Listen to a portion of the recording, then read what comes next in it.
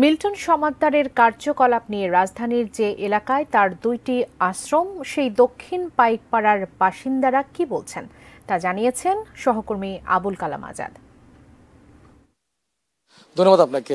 রাজধানী দক্ষিণ পাইকপাড়ায় মিল্টন সমাদ্দারকে ঘিরে যে আলোচনা, তার গ্রেপ্তার হওয়ার পর সেটি আরও বেশি যে জল্পনা কল্পনাগুলোর অবসান ঘটিয়েছে, সেই সঙ্গে নানা প্রশ্নের অবতারণা ঘটেছে। স্থানীয় কাউন্সিলর, সাধারণ জনগণ সহ সব উৎসুক মানুষের মধ্যে নানা ধরনের তথ্য ভেসে বেড়াচ্ছে। আমরা এসেছিলাম আসলে এখানে মিল্টন সমাদ্দারের যে দক্ষিণ পাইকপাড়ায় প্রধান যে আশ্রমটি ছিল, সেখানে প্রায় এক সময় এখানকার স্থানীয় কাউন্সিলর আব্দুল মান্নানের সঙ্গে আমাদের কথা হয়। এই জায়গাটিতে টর্চার সেল, এরই মধ্যে একটি ভিডিও সামাজিক মাধ্যমে ফাঁস হয় যে সেই অত্যাচার বা টর্চার সেল করার একটি বিষয় সেখানে দেখা গেছে। এরপরে আরো বলা হচ্ছে যে যখন কোনো মানুষ কাউকে খুঁজে পেত না বা হারিয়ে যাওয়ার এই বিষয়গুলো, ঘটনাগুলো ঘটলে যখন মিল্টন সমাদ্দারের আশ্রম কেন্দ্রে আসতো, তখন তারা আসলে সে ধরনের সহযোগিতা পেতেন না।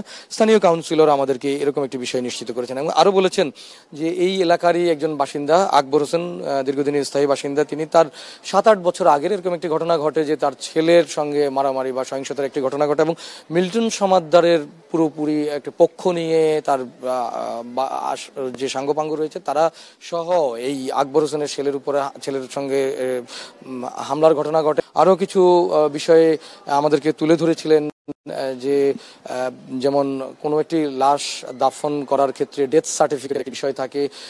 কখনো কোনো দিনও সিটি কর্পোরেশন বা স্থানীয় কাউন্সিলর কার্যালয়ে মিল্টন সমাদ্দার তিনি আসেননি, যে তাহলে মিল্টন সমাদ্দার যে নিজেই ডেথ সার্টিফিকেট তৈরি করার যে অভিযোগগুলো আসছে বা ডাক্তার দিয়ে তৈরি করানোর, যেখানে সিটি কর্পোরেশনের কাছ থেকে কোনো সহযোগিতা না নিয়ে, কাউন্সিলরের কাছ থেকে বা ডেথ সার্টিফিকেট না নিয়ে এই ধরনের কাজগুলো কেন করেছেন, সেই বিষয়গুলো এখন সবার সামনে আলোচনায় আসছে। তো এখনকার মতো এই ছিল আমার কাছে সবশেষ।